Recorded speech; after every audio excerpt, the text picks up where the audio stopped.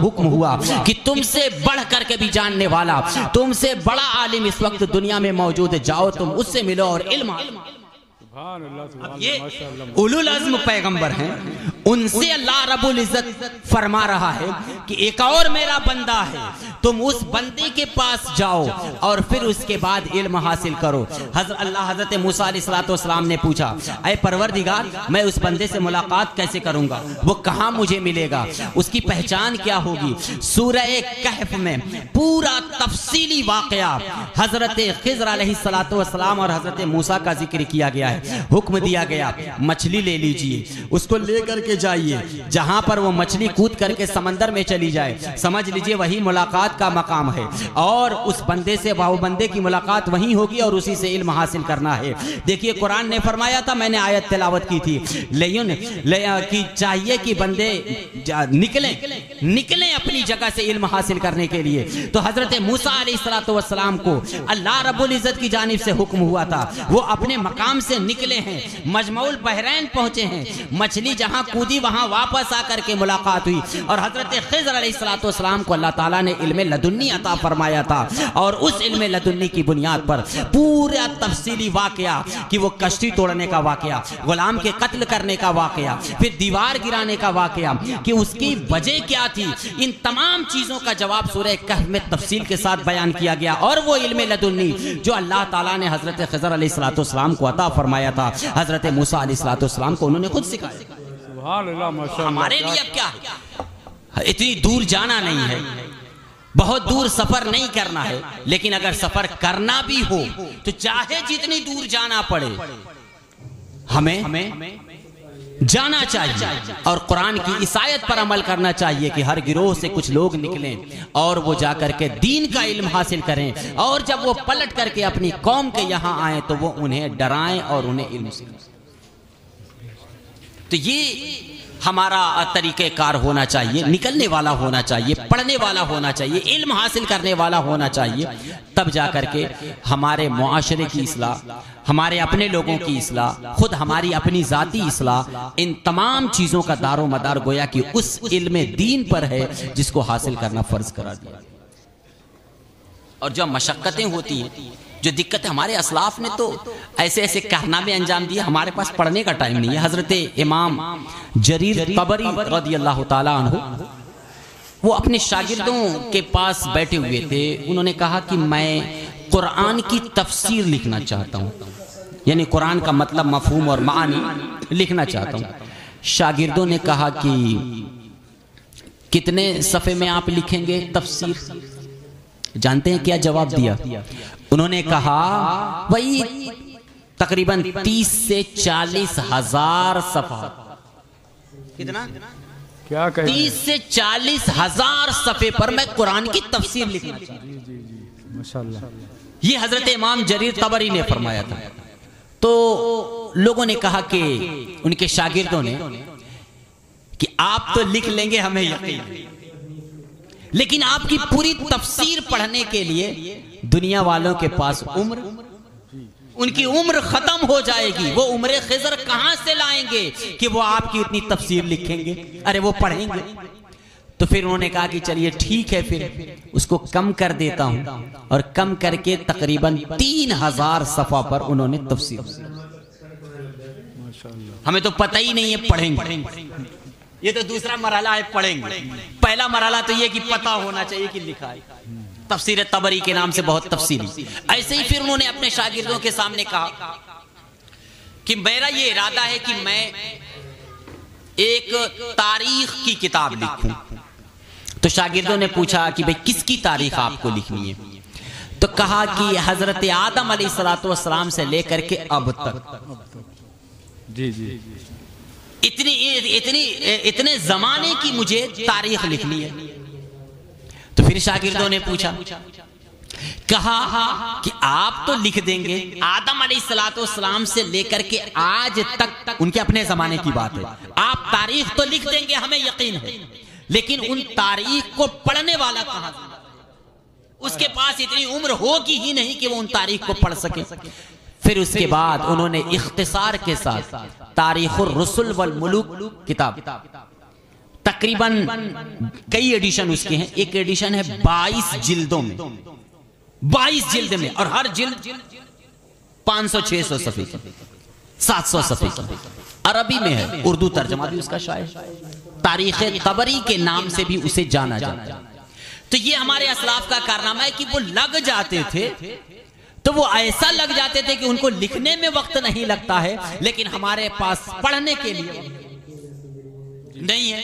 उसके बाद हम रोना रोते हैं और अफसोस का इजहार करते हैं कि भाई हमारे सामने समाज बिगड़ रहा है, हमारी बच्चियां बेराह रवी का शिकार है, हमारे बच्चे हमारी बात नहीं सुनते हैं, माँ बाप बूढ़े हो गए हैं तो उनकी शिकायत है कि बेटा मेरी बात नहीं सुनता, बीवी को शिकायत है शौहर नहीं सुनता, शौहर को शिकायत है बीवी नहीं सुनती, बीवी बहू को शिकायत है सास की, सास को शिकायत है बहू की, एक दूसरे में लगे पड़े हैं शिकायत करने वाले। इस्लामी जिंदगी का असल मेयार और मदार इल्म पर, और हुसूल इल्म के लिए जो मेहनतें मशक्कतें हो सकती वो करना चाहिए। दुनिया से जाने के बाद हमारे पास क्या बचा रहेगा? कोई चीज ऐसी नहीं बचेगी जो दुनिया से जाने के बाद भी हमारे काम आए। जो कुछ काम आना है ना, वो इसी जिंदगी में आना है, कि जो इस जिंदगी में आप करेंगे वही आखिरत में पाएंगे। कुरान ने बड़ा वाज़े अंदाज जिक्र किया है, अल्लज़ी खलक़ल मौत वल हयात लियब्लुवकुम अय्युकुम अहसनु अमला। 29वें पारा सूरह तबारकल्लज़ी की दूसरी आयत है। अल्लाह ताला ने जिंदगी को भी पैदा किया है और मौत को भी पैदा किया। भाई आपके जहन में यह सवाल आ सकता है कि अल्लाह ताला ने मुझे दुनिया में भेजा है, इतनी खूबसूरत और हसीन व जमील दुनिया है, कोई भी इंसान ऐसा है जो ये चाहता हो कि मैं मर जाऊं? हर कोई चाहता है ना जिंदा रहूं। एक ऐसा शख्स जो चारपाई पर लेटा हुआ है, वो हिल डुल नहीं सकता है, उसकी भी ख्वाहिश है कि मेरा इलाज हो और मैं जिंदा रहूं। जो जवान है उनकी जिंदगी और ख्वाहिश तो है ही अपनी जगह। जो इंसान मौत की कगार पर है, यानी इंसान को जिंदगी से मोहब्बत है, तो इंसान की ख्वाहिश में, दिल में ये ख्वाहिश तो हो सकती है कि परवरदिगार तूने जिंदगी लंबी क्यों नहीं दी कि हम भी 1000, 2000, 5000 साल तक जिंदा रहे। लेकिन होता क्या है, 1000, 5000 साल 100 तो छोड़ दिए, 50, 60, 70 खत्म। कुरान ने फरमाया जिंदगी और मौत दोनों अल्लाह ताला की पैदा की हुई। क्यों है ऐसा कि जिंदगी दी उसने, हमारे साथ रिश्तों को जोड़ करके जज्बात दिए और तमाम तरह की सहूलियात, खूबसूरत दुनिया अता की, और फिर मौत लियब्लुवकुम अय्युकुम अहसनु अमला, ताकि वह तुम्हें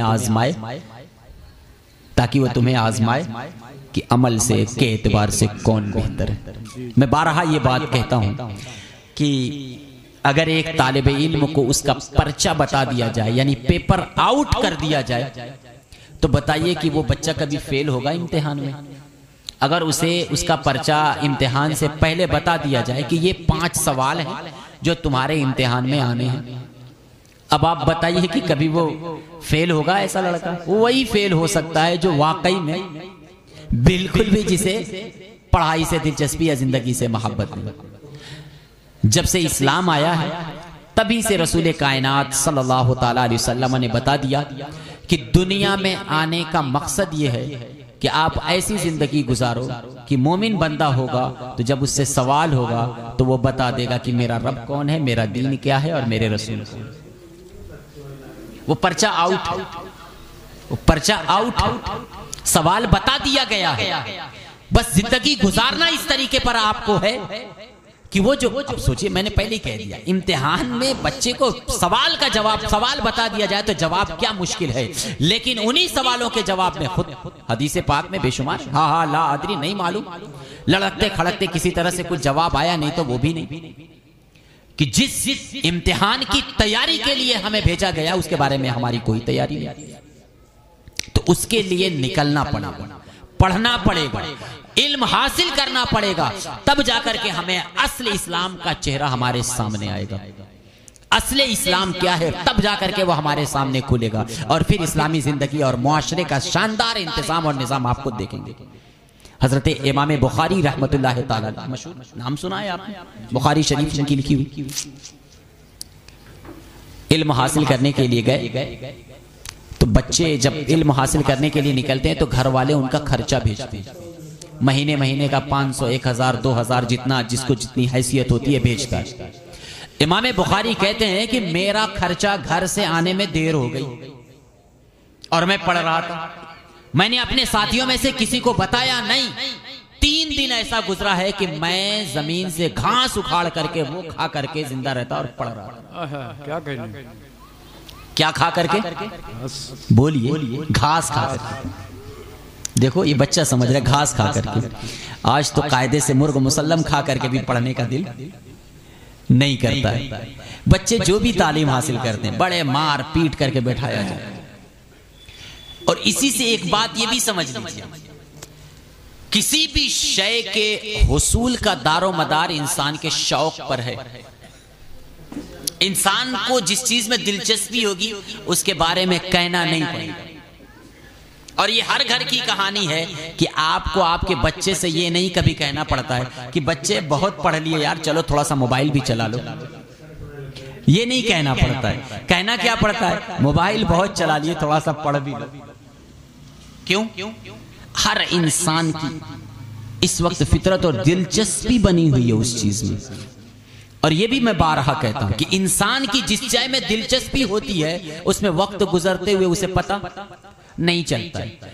असलाफ की और सीरत की किताबों में उनके बारे में यह आता है कि एक एक सजदा पूरी रात, 2 रिकात में पूरी रात कुरान की तिलावत कर रहे हैं, रात पूरी गुजर गई।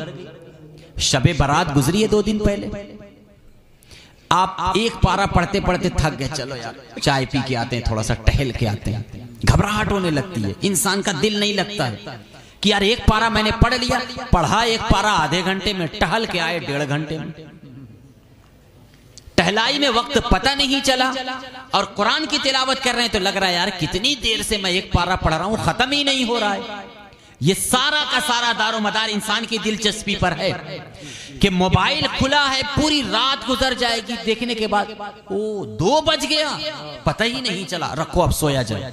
2 बजे उसे होश आता है कि 2 बज गया है। और कुरान की तिलावत या पढ़ते इबादत करते उसे ये लगता है कि नहीं। असल वजह समझ में आ गई कि हमारे असलाफ की दिलचस्पी कुरान की तिलावत में थी, नमाज के सजदों में थी, इबादतों में थी। इस वजह से उनकी रात गुजर जाती थी, सजदा खत्म नहीं होता था, रात गुजर जाती थी, कुरान की तिलावत खत्म नहीं होती थी। आज हमारे जिसमें दिलचस्पी है उसमें वक्त गुजर जाता है। है कि नहीं? ये बात बिल्कुल हकीकत है। कुल मिला करके इंसान की जिस शय में दिलचस्पी होगी उस दिलचस्पी में वो अपने काम को अंजाम देता रहेगा और फिर उसे वक्त का पता नहीं चलेगा। वरना हम लोगों को भी हैरत होती है कि कैसे कोई पूरी रात सजदा कर लेगा, कैसे कोई पूरी रात तिलावत कर लेगा। ये वही जवाब है उसका इस जमाने में कि कैसे कोई पूरी रात सिर्फ मोबाइल चला लेगा, क्योंकि उसमें उसकी दिलचस्पी है, उसके मतलब की चीजें हैं, उसके दिल लगाने वाली चीजें हैं। तो हमारे असलाफ के दिल लगाने वाली चीजें नमाज और कुरान की तिलावत। उनके पास इल्म था, इसलिए लयुनज़िरु कौमहुम कि वो अपने कौम को डराएं। तो पहले खुद डरेगा इंसान ना, अल्लाह का खौफ उसके दिल में। इन्नमा यख्शल्लाह मिन इबादिही अल उलमा। हकीकत में जो आलिम है अल्लाह से डर और खौफ उन्हीं के दिलों में होता है, उन्हीं के दिलों में होता है। हजरते इमाम मुस्लिम रहमतुल्लाह ताला, मुस्लिम शरीफ बुखारी शरीफ के बाद बहुत अहम किताब है।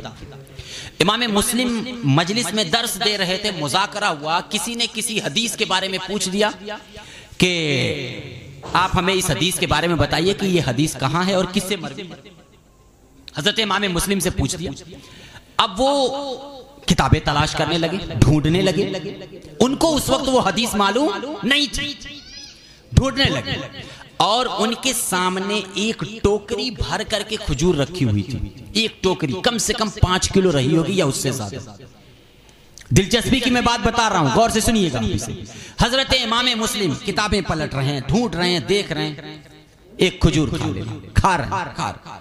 सुबह हो गई, उन्हें हदीस मिल गई और टोकरी की खजूर खत्म हो गई। यानी उन्होंने हदीस की तलाश में ये तक ख्याल नहीं हुआ कि मैंने खजूरें कितनी खाई है। और इस तरह से खजूर पूरी टोकरी खत्म हो गई और हदीस तो मिली। दिलचस्पी देखिए, आप सामने मौजूद खजूर पता नहीं चली और हदीस भी मिल गई है और रिवायतों में बताया गया है, उनके सीरत निगारों ने लिखा है कि हजरत इमाम मुस्लिम की मौत का सबब वही खजूर। अब सोच लीजिए आपकी दिलचस्पी का क्या आलम है कि 5-10 किलो खजूर पूरी टोकरी खाते गए, उनको पता भी नहीं चला और पूरी रात भी गुजर गई। तो इंसान को जिस शय में दिलचस्पी होती है ना, उसी में वो लगा रहता है। हजरत इमाम मोहम्मद और हजरत इमाम शाफई रहमतुल्लाह ताला अलैह, ये दोनों हजरत थे, एक कमरे में थे। इशा के बाद का वक्त था। इमाम शाफई रहमतुल्लाह ताला अलैह ने मुसल्ला बिछाया, नमाज पढ़ने लगे। इमाम मोहम्मद रहमतुल्लाह ताला अलैह बिस्तर लगा था, लेट गए। सुबह फजर की अजान हुई, अजान के बाद उठे। इमाम मोहम्मद रहमतुल्लाह ताला अलैह उठ करके सीधे वो भी मुसल्ले पर चले गए और नमाज पढ़ना शुरू करने लगे थे। आप जानते हैं कि जब इंसान सो जाता है तो नींद वुजू को तोड़ देती है, ये तो मसला मालूम है, नींद को तोड़ देती है। अब नींद को तोड़ देती है तो इमाम शाफई रहमतुल्लाह ताला अलैह ने यह सवाल कि आप तो पूरी रात बिस्तर पर लेटे पड़े रहे, बगैर वुजू किए हुए आप नमाज पढ़ रहे हैं, ये कौन सी बात हुई? इमाम मोहम्मद रहमतुल्लाह ताला अलैह ने फरमाया कि तुमने पूरी रात इबादत की है और उस इबादत का सवाब सिर्फ तुम्हें मिलेगा। मैं लेटे लेटे पूरी रात उन मसाइल को हल करता रहा और कुरान और हदीस से निकालता रहा जो कयामत तक आने वाले उम्मत मोहम्मदिया के लिए नमूने अमल। सुभान अल्लाह, सुभान अल्लाह, माशाअल्लाह। नारे तकबीर, नारे रिसालत वलमाए सुन्नत, अदारे शरिया टांडा। सुभान अल्लाह। तो सोचिए आप, रात भर बज़ाहिर देखें कि लेटे हुए, और उन्होंने जो मसाइल निकाला था वो मसाइल कयामत तक आने वाली उम्मत के लिए था। तो उन्होंने तो हम सब के लिए वो काम किया। और इबादत और नमाज नफली इबादत में मशगूल रहे इमाम शाफई, तो वो सिर्फ और सिर्फ उनकी अपनी जात। तो इसलिए अगर इल्म एक बच्चा मोहल्ले का हासिल करेगा तो उसका अपना जो फायदा होगा वो होगा ही, वो पूरे मोहल्ले की भी इस्लाह करेगा। लेकिन ये बहुत बड़ी बात होती है कि इंसान अपने मोहल्ले में कुछ बात मनवा ले, तो उसके लिए सीरत नबवी है।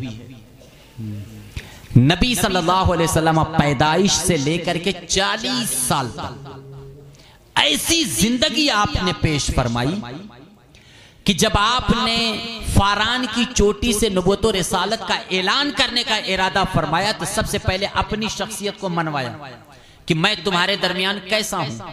कहा आप तो सादिक हैं, अमीन हैं, आपसे हमें कोई शिकायत नहीं, खुली किताब है आपकी जिंदगी का एक एक लम्हा हमारे सामने मौजूद है। तो पहले अपनी शख्सियत को मनवाया। और यकीनन समाज में जिंदगी गुजारने के लिए, अपने लोगों को अपनी बात मनवाने के लिए इंसान को पहले खुद उस लेवल पर लाना पड़ेगा कि लोगों को लगे कि नहीं, हमने इनके अंदर कमी तो नहीं देखी, अगर देखी तो ऐसी है कि जिसको नजरअंदाज किया जा सकता है। और फिर उसके बाद अगर कोई बात कही जाएगी तो वो बात जरूर अमल में आएगी।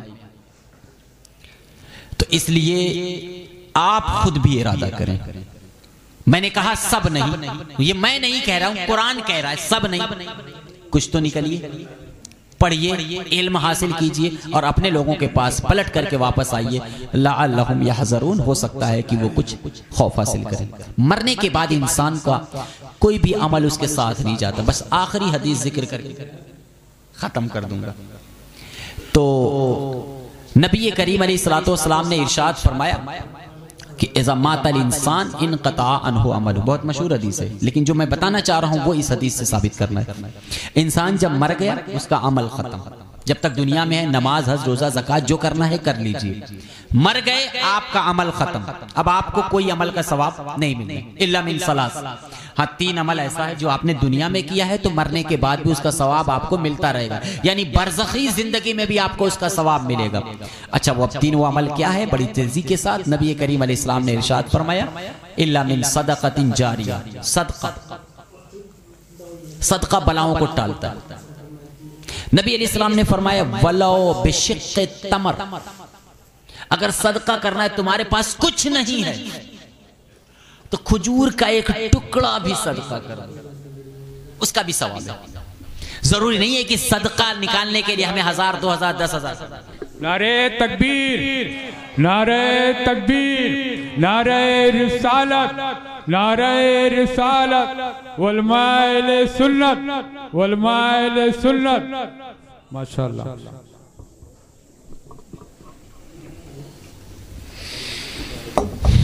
दुरूद पाक से बरकत हासिल कीजिए। अल्लाहुम्मा सल्ली अला सय्यदिना व मौलाना मुहम्मदिन बारिक व सल्लिम सलातन व सलामन अलैका या रसूलल्लाह सल्लल्लाहु अलैहि वसल्लम। तो सदका इंसान को बलाओं को टालता है। मैंने कहा सदक़े के लिए थोड़ी सी, ये सदका जारिया, कोई ऐसा अमल कीजिए जो आपको जारी, यानी उसका अमल, जैसे मस्जिद में आपने पैसा लगाया है, मस्जिद तो हमेशा रहेगी इंशाअल्लाह, जब तक लोग नमाज पढ़ते रहेंगे आइसाले सवाब।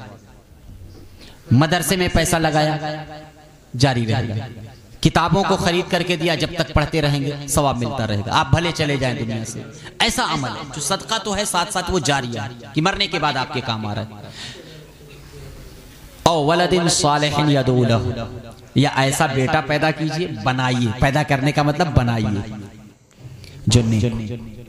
जो आपके लिए दुआ करे। आप जानते हैं शरीयत का कानून क्या है?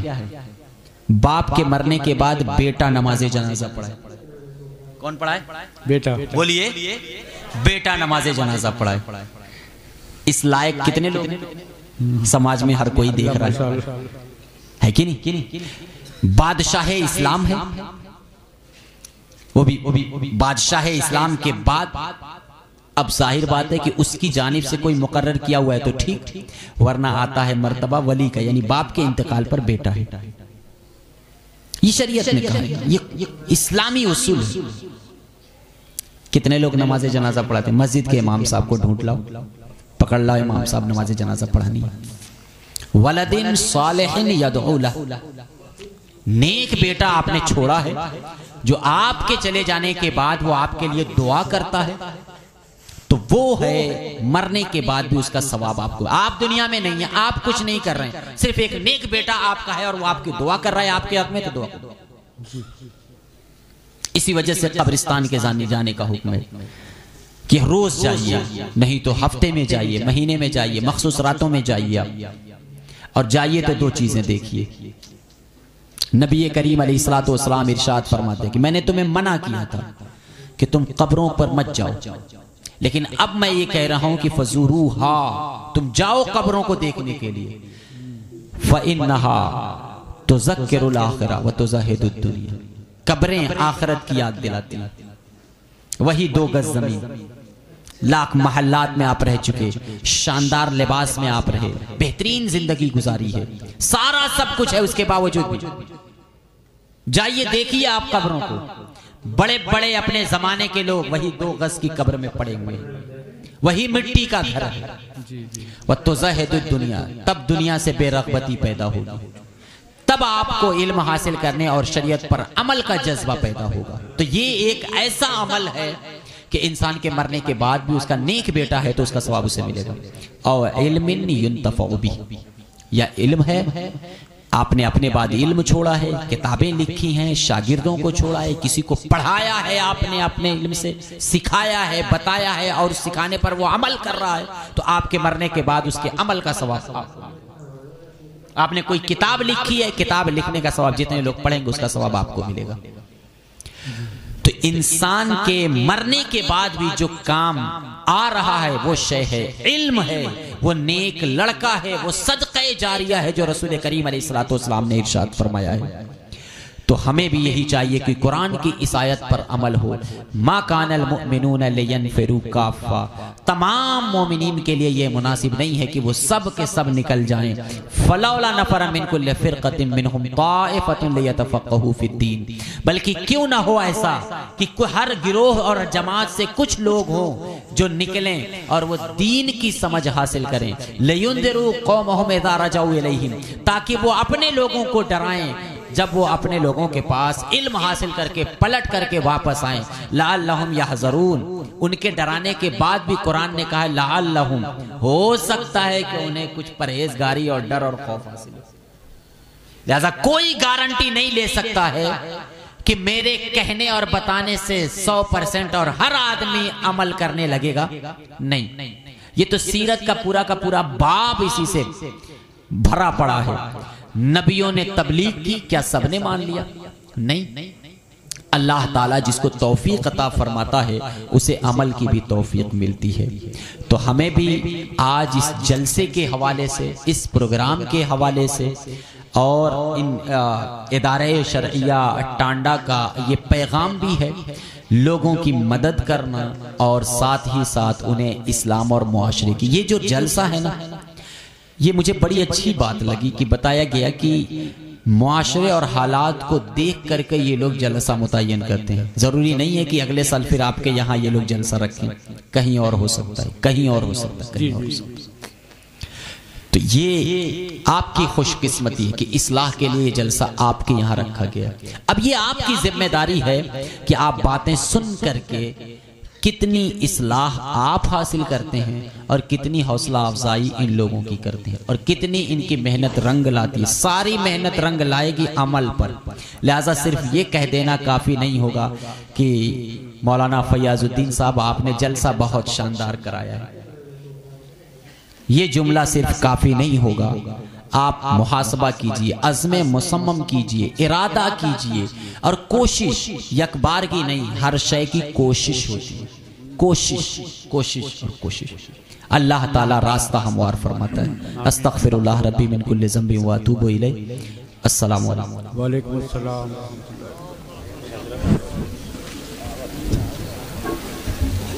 वही की शक्ल में हजरत मूसा अलैहिस्सलाम को वो कमाल इल्म अता नहीं किया गया था, क्योंकि रफ्ता रफ्ता हर नबी को वही की शक्ल में वो अता किया जाता है। यही तरीक़ेकार 23 साल कुरान के नुज़ूल का भी रहा है कि जब कोई मसला दरपेश होता, रसूल करीम अलैहिस्सलाम की बारगाह में सहाबा आते, सवाल करते, निकाह का मसला हो, तलाक का मसला हो, नमाज रोजा हज ज़कात का मसला हो, ज़िहार का मसला हो, या इस तरह के जितने भी मुआमलात वाले मसाइल या इबादत वाले हों, जैसे जैसे सवाल होते थे वैसे कुरान की आयत नाजिल होती थी। वरना ये क्या जरूरत थी कि 23 साल तक कुरान उतरता रहे। अल्लाह रब्बुल इज्जत ने जिस तरह से लौहे महफूज से कुरान को उतार करके आसमाने दुनिया पर भेजा था, वैसे ही इस आसमाने दुनिया से जिब्रील अमीन के वास्ते से पूरा कुरान नबी की बारगाह में आ सकता था, लेकिन नहीं आया। क्यों नहीं आया? इसीलिए नहीं आया कि वो इल्म का एक तरीक़ेकार चल रहा था कि जैसे जैसे लोगों की जरूरत पड़ रही थी वैसे वैसे कुरान का नुज़ूल हो रहा था। ठीक उसी तरह से हजरत मूसा अलैहिस्सलातु वस्सलाम को अल्लाह ताला की